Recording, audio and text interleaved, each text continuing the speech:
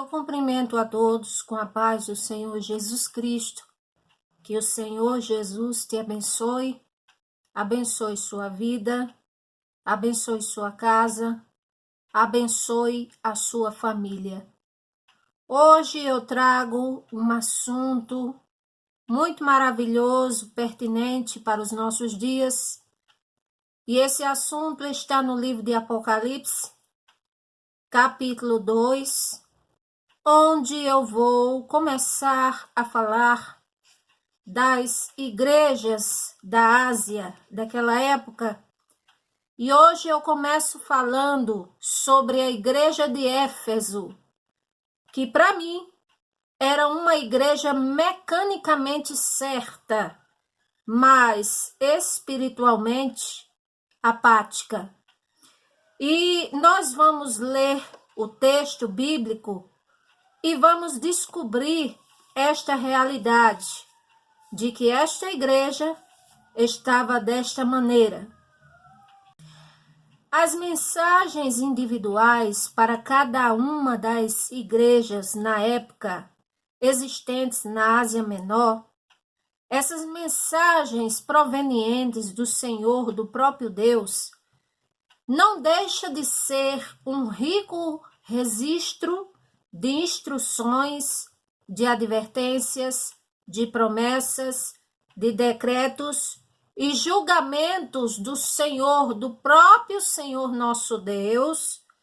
E assim como estas coisas vigoraram naquela época, da mesma forma, tem a mesma valia para os tempos de hoje.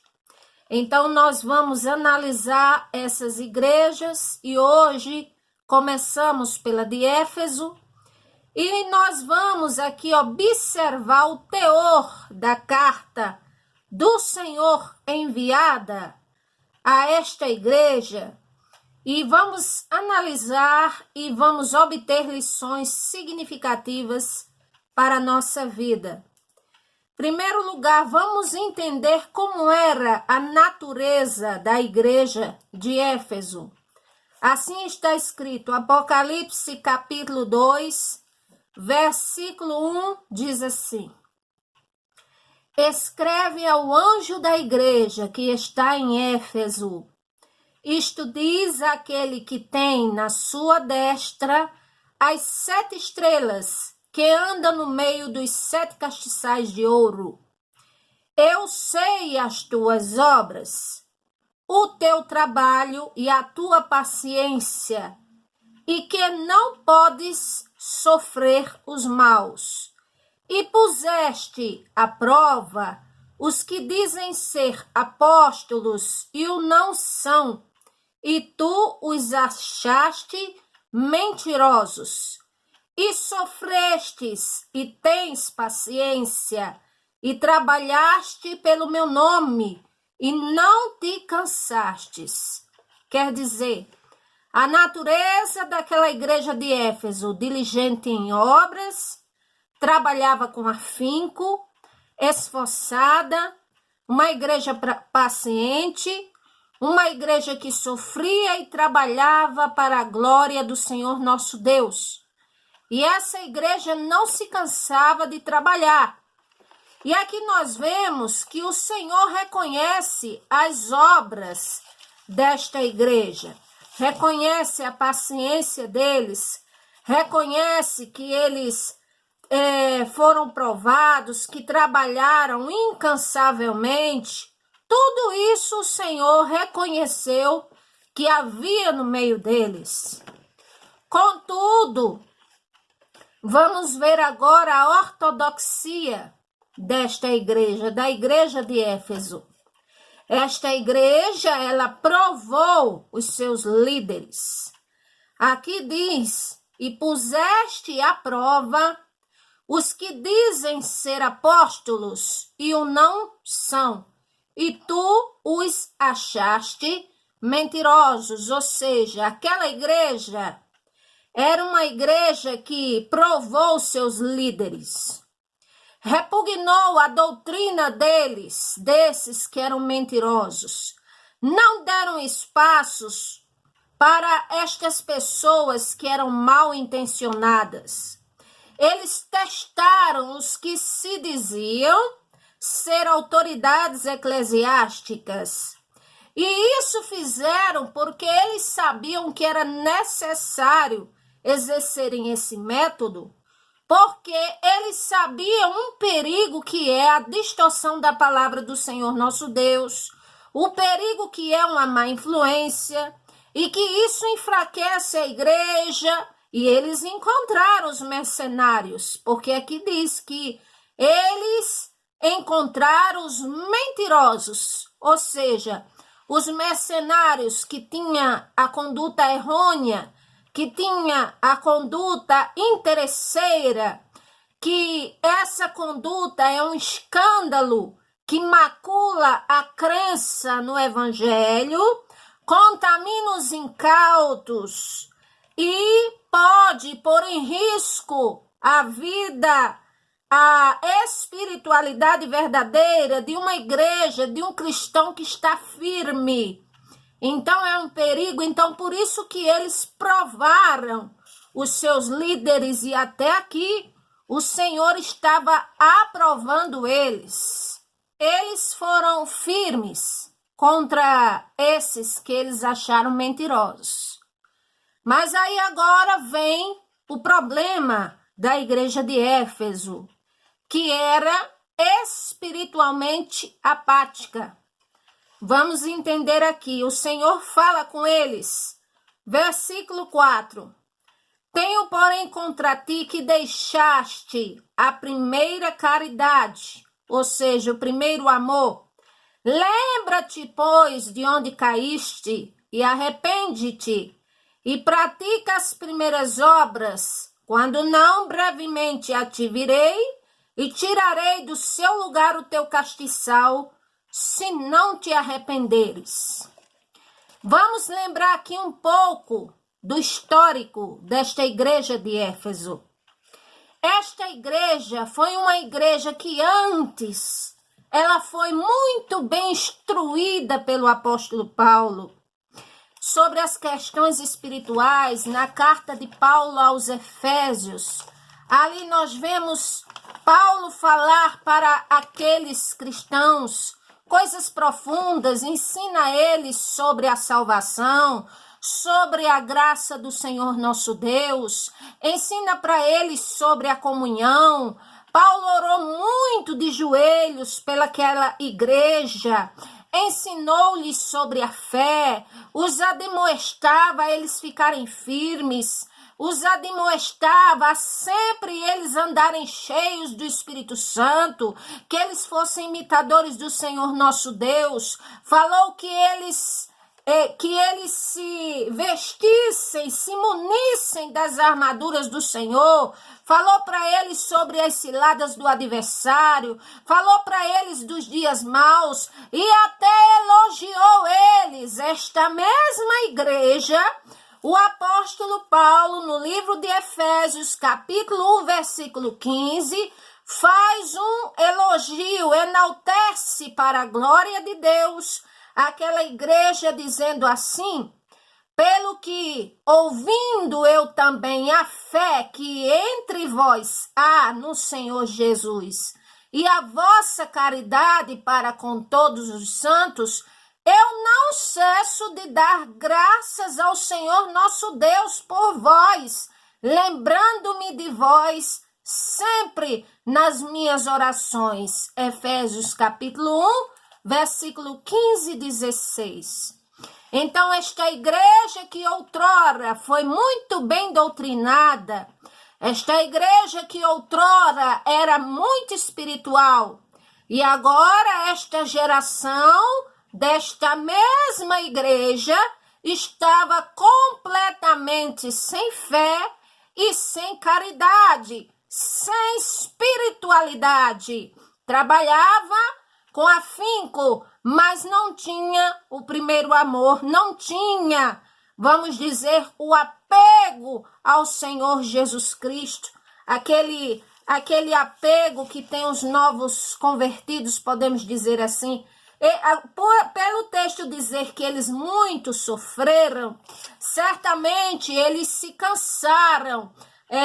As lutas os deixaram cansados e com isso eles começaram a perder o fervor espiritual, se esvaziaram do amor, se esvaziaram do Espírito Santo e as práticas espirituais que são oração, jejum, amor, a essência do verdadeiro cristianismo, a comunhão, estas práticas nesta atual igreja de Éfeso estava se tornando inexistente essas práticas.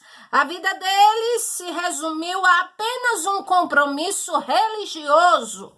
A apatia espiritual se instalou e o Senhor já não via mais o amor e nem via mais o fervor neles. É isso que o Senhor está dizendo aqui para eles. O Senhor está dizendo, eu tenho, porém, contra ti que deixaste a tua primeira caridade, o teu primeiro amor, a tua espiritualidade, o teu fervor, o teu apego a mim, a tua comunhão maravilhosa. Louvado seja o nome do Senhor. E o Senhor diz a eles, lembra-te, pois, de onde caíste e arrepende-te.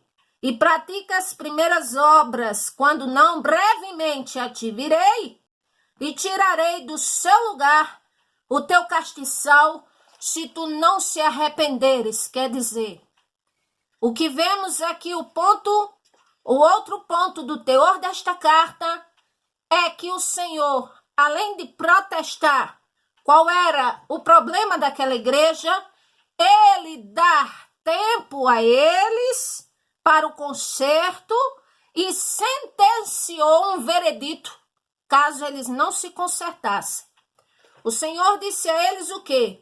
Lembra-te, pois, de onde caístes. Ou seja, é como se o Senhor dissesse assim, olhe, analisem a vocês mesmos para ver se vocês estão na fé ou se é que não estão reprovados. Observem quando vocês começarem a se esfriar espiritualmente. Observem por que aconteceu isto na vida de vocês. Observem como vocês eram e como vocês estão hoje. Eu quero que vocês voltem a ser como eram antes. É o Senhor dizendo para esta igreja de Éfeso. Da mesma forma, para a igreja do Senhor hoje. Para que a igreja do Senhor Jesus Cristo foi constituída na terra? Foi para quê?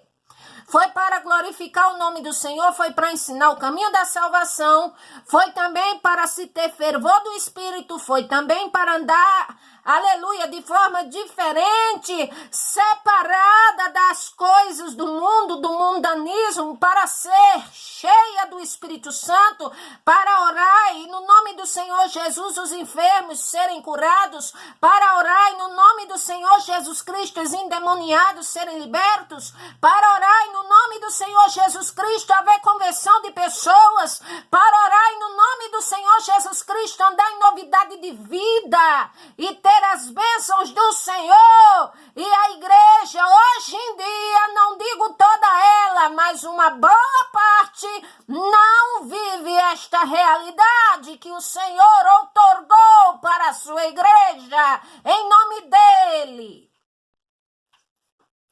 É por isso que o Senhor disse a eles, lembrem-se de onde vocês caíram, começaram a fraquejar. Lembre-se de como você era nas primeiras obras. Você era cheio do Espírito Santo, você profetizava, você pregava, endemoniados caíam por terra, o nome do Senhor era glorificado. Vocês eram cheios do meu poder, tinham comunhão comigo. Mas agora vocês estão apáticos. A crença de vocês em mim, ela se resultou em uma formalidade, em uma, vamos dizer, em apenas um compromisso, uma religiosidade, um dogmatismo e mais nada. E o Senhor diz, olha, eu quero que vocês voltem às primeiras práticas, porque se vocês não voltarem, mesmo assim, nestas obras, nesses pontos positivos de vocês, mas eu vou remover o lugar de vocês, o castiçal de vocês, se não se arrependerem. É como se o Senhor dissesse a eles assim: se vocês não se arrependerem, simplesmente eu vou remover a salvação de vocês. Eu vou remover vocês da minha presença e do meu reino. É isso que o Senhor está dizendo para eles. Então, esta realidade, ela é muito vivida hoje em dia. Vemos tudo, pessoas dizendo que são do Senhor, pessoas compromissadas em seus templos, pessoas que às vezes assumem cargos, têm credenciais, mas às vezes ou estão frias espiritualmente, ou então nunca se converteram, porque eu nunca vi, como nos tempos de hoje, a igreja está tão apática, tão desprovida de poder e da presença do Senhor nosso Deus. A igreja estava espiritualmente apática. Muitos estão assim hoje. Que o Senhor nos ajude, porque esta é a realidade da coisa. É como se o Senhor nos dissesse assim: procurem se consertar, procurem melhorar os caminhos de vocês, procurem ser fervorosos na fé de vocês, como um dia vocês foram, procurem me obedecer voluntariamente, com o coração aberto, saiam da letargia, vocês procurem renovar a mente de vocês, não se conformar com o sistema deste século. Romanos 12, versículo 2. Não vos conformeis com este mundo, mas transformai-vos pela renovação do vosso entendimento, para que experimenteis qual seja a boa, agradável e perfeita vontade do Senhor nosso Deus. Renovar a nossa mente, renovar, louvado seja o nome do Senhor, a vida espiritual no Senhor, renovar no Senhor, louvado seja o nome do Senhor. Caso contrário, se permanecermos apáticos espiritualmente, o Senhor, ele vai nos desprover do seu reino. Que o Senhor nos ajude. Outro ponto desta carta do Senhor à igreja de Éfeso. O Senhor fala com eles e diz assim, versículo 6. Tens, porém, isto, que aborreces as obras dos nicolaítas, as quais eu também aborreço. Quem tem ouvidos, ouça o que o Espírito diz às igrejas. Ao que vencer, dar-lhe-ei a comer da árvore da vida, que está no meio do paraíso do Senhor nosso Deus.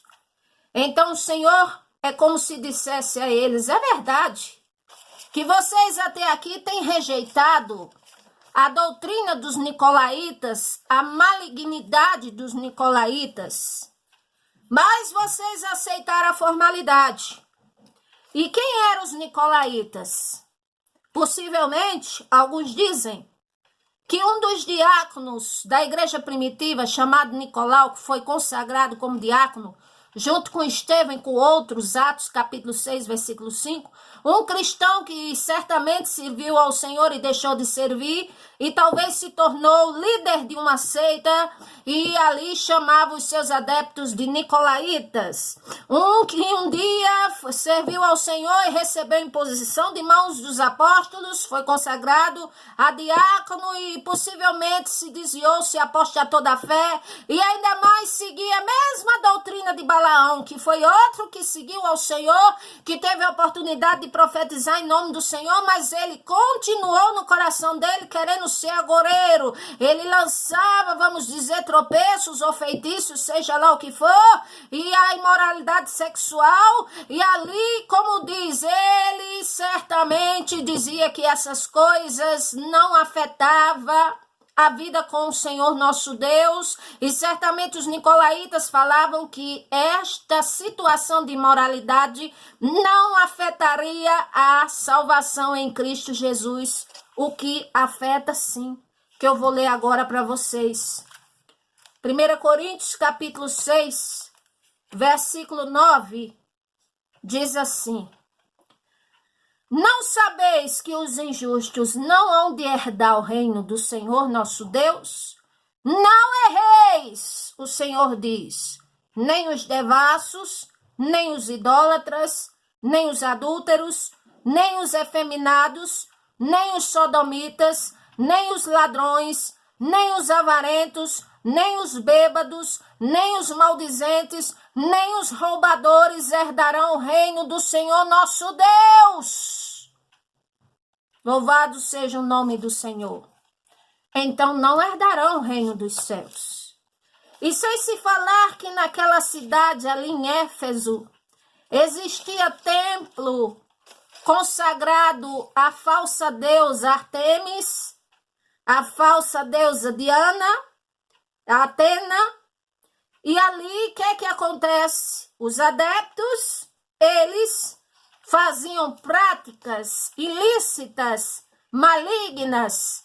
Tinha um templo nesta cidade, essa cidade era acostumada a ter estas falsas deusas como verdadeiras divindades, e ali qual eram as práticas? Praticar o que era ilícito, o gnosticismo libertino.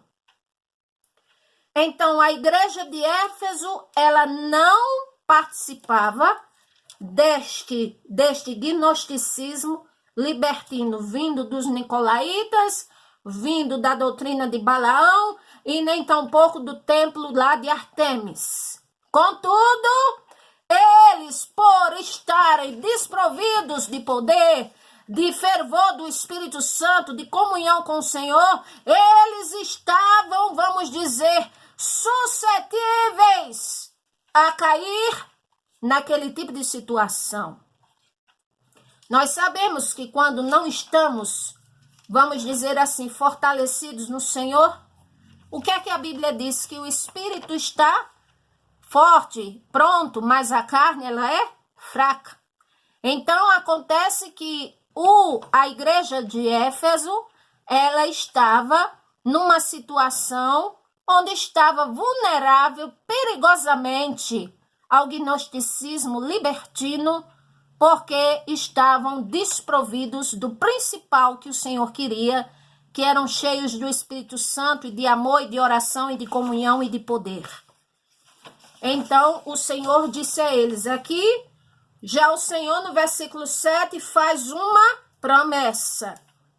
Ele diz, quem tem ouvidos, ouça o que o Espírito diz às igrejas, não importa as gerações que existam, não importa a que povo seja dirigido a palavra, é para todos os povos do globo terra. Quem tem ouvidos, ouça o que o Espírito diz às igrejas. Ao que vencer, o Senhor diz, eu dar-lhe-ei de comer da árvore da vida que está no paraíso do Senhor. É como se o Senhor dissesse, ao que vencer, terá plenitude, novidade de vida na minha presença. Ao que vencer, não sofrerá o dano da segunda morte. Ao que vencer, terá salvação.